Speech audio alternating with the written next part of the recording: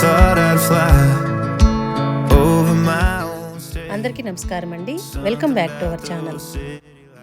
We're calling out my name. Now, mama, don't you cry. ఈరోజు మన video వచ్చేసి అమెరికాలో నేను ఎంతో ఇంప్రెస్ అయిన అతి ముఖ్యమైన విషయం ట్రాఫిక్ రూల్స్ అండి. ఈరోజు ఈ విషయాన్ని మీతో షేర్ చేసుకోబోతున్నాను. మేము యూఎస్ వచ్చి 3 నెలలు అయిందండి. మా పాప వాళ్ళ బాల్కనీలోంచి కానీ ఇంట్లోంచి కానీ రోడ్ చాలా క్లియర్గా కనిపిస్తూ ఉంటుందన్నమాట. రోజు నేను చూస్తున్న విషయాలు, అలాగే బయటకు వెళ్ళినప్పుడల్లా రోడ్ రూల్స్, సిగ్నల్స్ అందరూ పాటిస్తుంటే చాలా బాగా అనిపించి పిల్లల్ని అడిగి తెలుసుకుని ఈ వీడియో చేస్తున్నానండి. ముందుగా నన్ను ఆశ్చర్యానికి గురి చేసిన విషయం ఏంటంటేనండి, ఇక్కడ డ్రైవర్ సీట్ లెఫ్ట్ సైడ్ ఉంటుంది, డ్రైవింగ్ వచ్చేసి రైట్ సైడ్ ఉంటుందన్నమాట. మన ఇండియాకి ఇది ఆపోజిట్గా ఉంటుంది. స్టార్టింగ్లో అయితే చాలా కన్ఫ్యూజ్ అయిపోయేదాన్ని అండి కార్ ఎక్కినప్పుడల్లా. ఎంత ట్రాఫిక్ ఉన్నా కూడా పీపుల్ ట్రాఫిక్ రూల్స్ని కంపల్సరీ ఫాలో అవుతారండి. ఎవరి లేన్స్లో వాళ్ళే వెళ్తూ ఉంటారు, అస్సలు సిగ్నల్స్ని బ్రేక్ చేయరనమాట.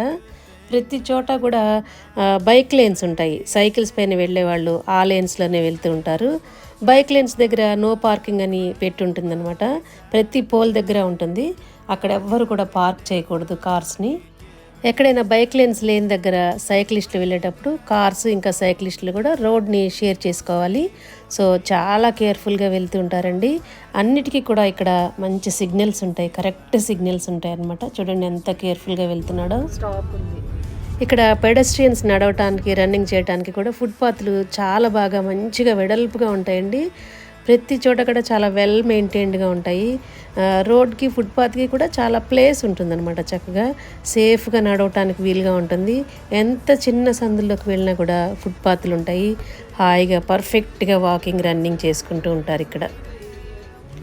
సిగ్నల్స్ ఇక్కడ నో యూ టర్న్ అని, లెఫ్ట్ టర్న్ అని ఏవేవో సిగ్నల్స్ ఉంటాయండి.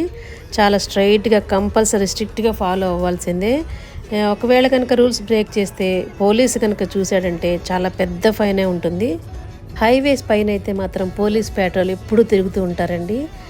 రోడ్ సైడ్ దాక్కుని ఉంటారట, నక్కి ఉంటారట. సడన్గా వెనకాల వచ్చేసి లైట్ ఆన్ చేసేసి కార్ ఆపేస్తారట. ఎందుకు ఆపేస్తానో తెలుసా అని అడుగుతారట.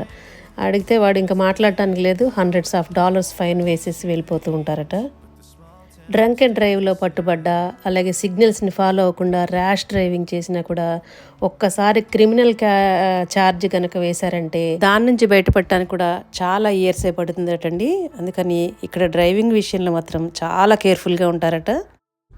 ఇక్కడ ఇంకా అతి ముఖ్యమైన విషయం ఏంటంటే స్కూల్ జోన్స్ ఉంటాయి కదా, చాలా స్ట్రిక్ట్గా ఉంటాయట రూల్స్ అయితే.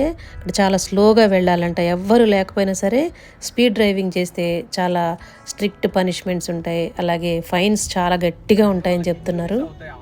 ఇంకా స్కూల్ టైమింగ్స్లో కనుక ఫాస్ట్ డ్రైవింగ్ చేస్తే ఇంకా ఫైన్ అసలు మనం ఊహించుకోలేమట. స్టాప్ సైన్ అనే ఒకటి ఉంటుందండి. అన్నిటికంటే ఇది ఫేవరెట్ సైన్ అనమాట. మెయిన్ రోడ్స్లో సిగ్నల్స్ ఉంటాయి కానీ గల్లీస్లో సిగ్నల్స్ ఉండవు కదా. వీళ్ళు ఏంటంటే ఇక్కడ స్టాప్ సైన్ అని వాడతారనమాట. ఇంటర్సెక్షన్స్ దగ్గర 4 సైడ్స్లో స్టాప్ సైన్స్ పెట్టుంటాయి. సిగ్నల్ లేకపోయినా సరే కంప్లీట్గా స్టాప్ చేయాల్సిందేనండి. స్టాప్ చేసి తర్వాత 4 సైడ్స్, 4 డైరెక్షన్స్ నుంచి ఎవరు ఫస్ట్ వచ్చారో చూసుకుని వాళ్ళు ముందు వెళ్తారు. ఎక్కడైనా సరే ఇంటర్సెక్షన్స్ దగ్గరే యాక్సిడెంట్స్ అవుతుంటాయి కాబట్టి ఇవన్నీ కూడా చాలా బాగా రూల్స్ ఫాలో అవుతున్నారండి. నాకు ఈ రూల్స్ అన్నీ కూడా చాలా చాలా బాగా నచ్చుతున్నాయి. ప్రతి చోట అలాగనే ఇక్కడ కూడా ట్రైన్ ట్రాక్స్ ఉంటాయి అన్నమాట రోడ్ల మీదే. అవి వెళ్తూ ఉంటాయి. సరదాగా ట్రైన్ వెళ్తుంటే మీతో ఇక్కడ ఆగి ఉందని చెప్పి మీతో షేర్ చేసుకుంటున్నాను.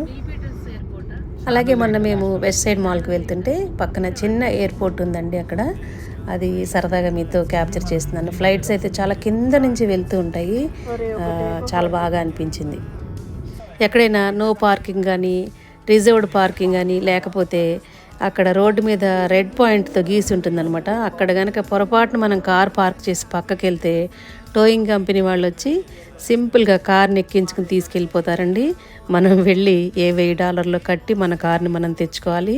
ఇదైతే రీసెంట్గా మా కమ్యూనిటీలో కూడా చూశాను. ఒక ఇండియన్ అబ్బాయి వీడియో తీయలేదు, ఆ టైంలో చేతిలో ఫోన్ లేదు.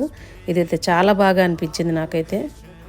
ట్రాఫిక్ తక్కువ ఉన్న ప్లేసెస్లోనే కాకుండా డౌన్ టౌన్స్కి వెళ్ళామనుకోండి, అక్కడ ట్రాఫిక్ చాలా ఎక్కువగా ఉంటుంది. ఎందుకంటే పీపుల్ చాలామంది ఎక్కువ ఉంటారు కాబట్టి అక్కడ కూడా చాలా బాగా ఫాలో అవుతూ ఉంటారండి ట్రాఫిక్ రూల్స్ అన్నీ కూడా. ఇక్కడ డ్రైవింగ్ లైసెన్స్ రావటం కూడా చాలా చాలా కష్టమటండి. ఇక డ్రైవింగ్ హై స్పీడ్లో ఉంటుంది కదా, అందుకని రూల్స్ కూడా చాలా గట్టిగా ఉంటాయట. ఎంత స్ట్రిక్ట్గా ఉన్నా కూడా ఎవడో ఒకడు ఉంటాడు కదండి, వాడి వల్ల ఏవోటి చిన్న చిన్న జరుగుతూ ఉంటాయట, స్పీడ్ ఎక్కువ కాబట్టి.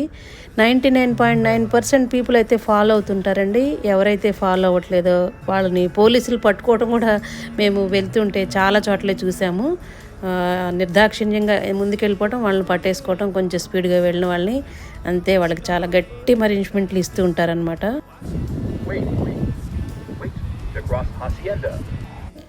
ప్రతి జంక్షన్లోనూ రోడ్ క్రాస్ చేయడానికి ఇలాంటి ఒక పుష్ బటన్ ఉంటుందండి. దీన్ని ప్రెస్ చేసి మనం రోడ్ క్రాస్ చేయాలి.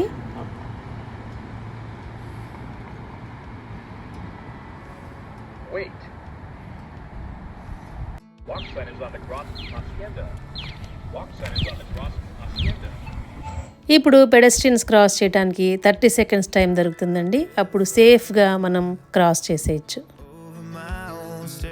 ఇక్కడ అంబులెన్స్ వచ్చిందంటే ఆ సౌండ్కి అన్ని వెహికల్స్ కూడా కంప్లీట్గా సైడ్ అయిపోయి దానికి వే ఇచ్చేస్తాయి. రెడ్ సిగ్నల్ ఉన్నా సరే వెళ్ళిపోతుంది అనమాట. ఒకవేళ హైవేస్ పైన కనుక ఎమర్జెన్సీ వస్తే ఒక బఫర్ లేన్ లాగా ఉంటుంది సైడ్కి, దానిపైన ambulance, police cars, fire trucks ఇవన్నీ కూడా ఆగకుండా వెళ్ళిపోతూ ఉంటాయి అన్నమాట.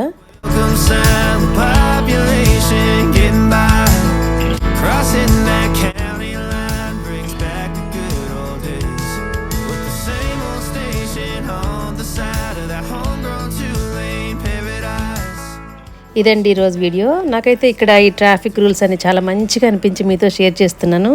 వీడియో నచ్చితే తప్పకుండా ఒక లైక్ చేసి మీ అభిప్రాయాన్ని కామెంట్స్లో తెలియచేయండి. మరిన్ని మంచి వీడియోస్ కోసం మన ఛానల్ని తప్పకుండా సబ్స్క్రైబ్ చేసుకోండి. Thank you for watching. This concrete tree line's got my head up in the clouds.